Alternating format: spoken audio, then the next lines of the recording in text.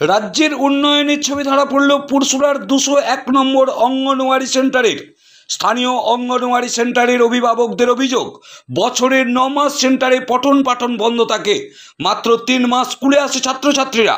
যদিও অভিভাবক থেকে সেন্টারের দিদি ও সহায়ক কর্মীর দাবি, খাবার দেওয়া হলেও স্কুল খোলা রাখা সম্ভব হয় না, কারণ যে রাস্তা দিয়ে ছাত্ররা আসবে সেই রাস্তায় 9 মাস হাঁটু সমান জল থাকে। তাই ছাত্রছাত্রীদের কথা মাথায় রেখেই নিরাপত্তার অভাব বোধ করায়। এছাড়াও রান্নার জায়গাটি ত্রিপল খাটিয়ে পরের বাড়িতে স্কুল চলে। অভিভাবকদের দাবি, অবিলম্বে রাস্তাটি উঁচু করা হোক ও নির্দিষ্ট স্থানে সরকারি খরচে তৈরি করা হোক অঙ্গনওয়াড়ি সেন্টার। বেশ কিছু অভিভাবকদের এ বিষয়ে বিক্ষোভও তারা দেখান। অভিভাবকরা বলেন, যেভাবে ত্রিপল খাটিয়ে একটি চালায় রান্না হয় তাতে যে কোনো মুহূর্তে খাবারে টিকটিকি পড়তে পারে, বিষাক্ত কিছু পড়ে খাবারে বিষক্রিয়া হওয়ার আশঙ্কা করছে অভিভাবকরা। দেখুন সেই ছবি। কি বলছেন এই অঙ্গনওয়াড়ি সেন্টার নিয়ে স্থানীয় মানুষ থেকে অভিভাবক, কি বলছেন সিডিপিও পুরসুরা, কি বলছেন পুরসুরা পঞ্চায়েত সমিতির সহসভাপতি খোকন মল্লিক, আমরা শুনব।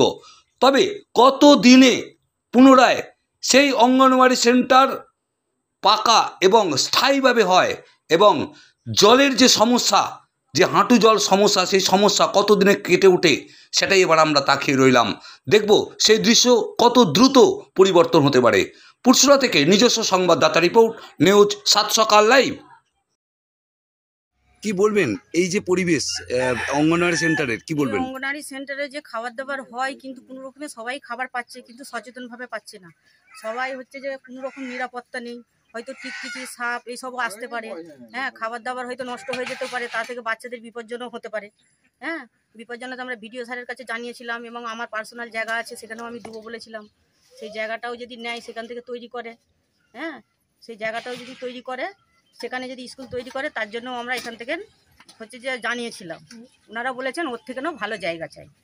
এবারে যদি এইটা মনে হয় যে সচেতন জায়গা, তাহলে আপনারা একটু ভালোভাবে ব্যবস্থা করে দিন। মানে এই যে পরিবেশ দেখছি, আপনারা হচ্ছে ত্রিপল খাটানো, এখানে বিপজ্জনক ঘটতে পারে। আপনাদের ছেলেদিকে নিয়ে আসেন এইরকম পরিবেশ নেই, সেরকম নিয়ে আসেন স্কুলে পড়ে না, এখানে জল জমে আছে, বাচ্চারা আসতে পারে না। মানে বছরে শোনা যাচ্ছে যে 6 মাস নাকি অঙ্গনওয়াড়ি সেন্টারে ছাত্র আসে না, কেন? জল জমে আছে, রাস্তা খারাপ, সেই জন্য। কি চাইছেন? কি চাইছি, যেটা যাতে সুস্থভাবে এখানে একটা ব্যবস্থা করা যায়, যেটা ভালো হয়, সেটা বিডিও স্যারকে জানানো যাইছে যে আমাদেরও জায়গা আছে, সেই জায়গাটা দিবার জন্যই করছি। সেটাও একটু ইনকোয়ারি হয়েছিল, হবার পরেও সেটা রিজেক্ট হয়ে গেছিলো, বললে এখানে হবে না। এরপরেও যাতে হয়, আমরা চাইছি যে এখানে একটা স্কুল হোক। কি নাম আপনার? আর রাস্তাটাও হোক। রাস্তাটা কেন হয়? কি নাম আপনার? রাস্তাটা হোক। আমার নাম সাকিনা বেগম। কি বলবেন?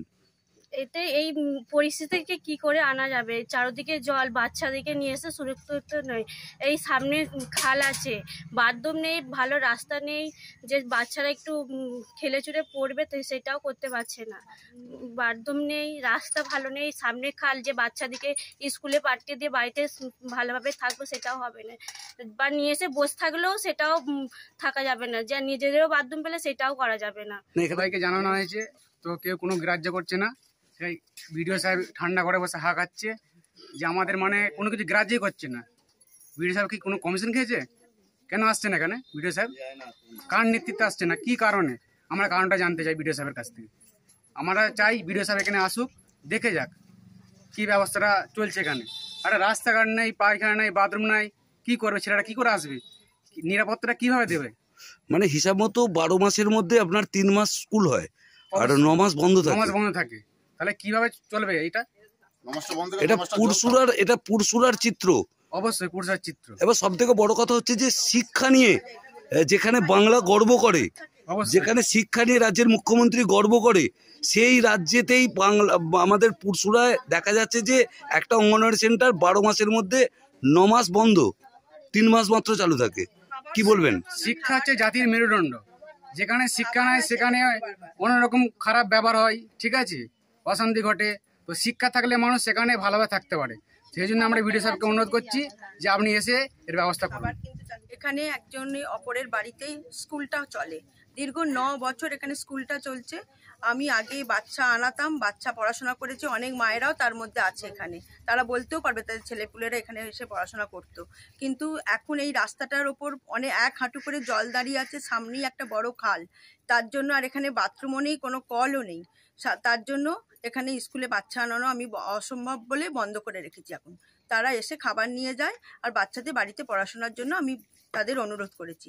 আমি এই বারবার সিডিপিও এবং বিডিও সাহেবের কাছেও জানিয়েছি এখানে একটা স্কুল করে দেওয়ার জন্য। নির্দিষ্ট জায়গায় তারা এসে মানে এও করে গেছে, ভিজিটও করে গেছেন সিডিপিও স্যার আমাদের, কিন্তু যে জায়গাটা ওনারা দেখেছেন সেখানটা হচ্ছে ওনাদের মানে ইচ্ছা নয় যে ওখানটা একটা খালের ওপরে জায়গাটা হলে ওনারা চাইছেন না যে সেখানে স্কুলটা হবে।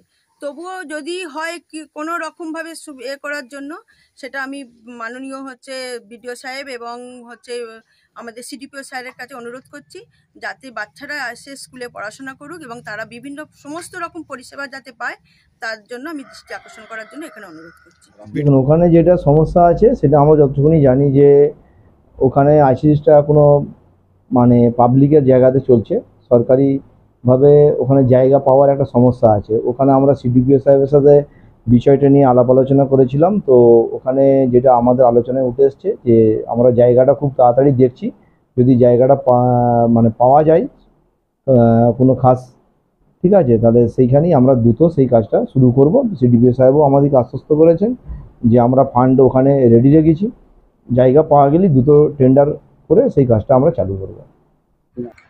ওখানে যে ব্যবস্থার মধ্যে চলছে সেটা ঠিক। এবার ওখানে আমরা নিজেরাও ভিজিট করেছিলাম, বহুবার ওখানে গার্জেনদের সঙ্গে মিটিং হয়েছে। ওটা বর্তমানে একজনের ব্যক্তিগত বাড়িতে চলছে, তো তার সঙ্গেও কথা হয়েছিল যে ওখানে যদি আপনার কাছাকাছি কোনো বাড়ি বা কোনো community centre, community building club হোক, সেখানে যদি শিফট করানো যায়। কিন্তু দুর্ভাগ্যবশত কাছাকাছি কোনো কমিউনিটি বিল্ডিং বলুন বা কোনো স্কুল, প্রাইমারি স্কুল, সেগুলো নিয়ারেস্ট কোনো কিছুই অ্যাভেলেবেল নয়। ফলে আমরা বারবার গিয়েও সেখানে এটার কোনো সুরাহা হয়নি। দ্বিতীয়ত, যার বাড়িতে বর্তমানে চলছে তিনি তার জমি থেকে কিছুটা অংশ দান করতে ইচ্ছুক, কিন্তু সেটা জলা জমি হওয়ায় সেখানেও আমরা কোনো রকম কোনো ইনিশিয়েটিভ নিতে পারছি না। তো এই রকম একটা পরিস্থিতিতে বর্তমানে পড়ে রয়েছে। তো লাস্ট এটা আমরা আমাদের ঊর্ধ্বতন কর্তৃপক্ষের সঙ্গে আলোচনা হয়েছে, যেটুকু আমরা নিয়েছি যে ওখানে কাছাকাছি খাস জমি যে যদি অ্যাভেলেবেল থাকে সেই ব্যাপারে আমরা স্টেপ নিয়েছি খাস জমি আইডেন্টিফিকেশনের জন্য। এবার সেটা যদি খুব দূরে না হয় তাহলেই একমাত্র পসিবল, কারণ আমাদের আইসিডিএস এর নিয়ম হচ্ছে যে 500 থেকে 1 কিলোমিটারের মধ্যে বেনিফিশিয়ারি আমাদের কিন্তু পরিষেবাটা দিতে হয়। তো যদি 500 থেকে 1 কিলোমিটারের মধ্যে আমরা ওখানে খাস জমি, যেটা এখানে কনস্ট্রাকশন করার মতো উপযুক্ত, সেরকম জমি অ্যাভেলেবেল পাই একমাত্র, তাহলে এই সমস্যাটা আসলে সমাধান হওয়া সম্ভব। আমরা সেই চেষ্টাতেই এখন রয়েছি।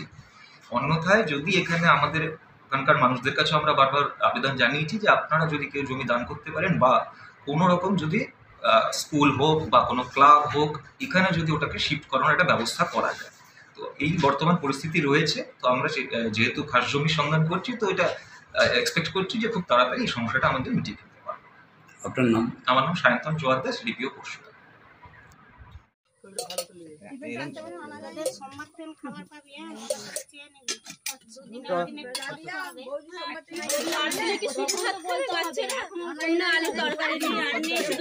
ডিম দিয়ে কি ভাত খাওয়া যায় বাচ্চাদের?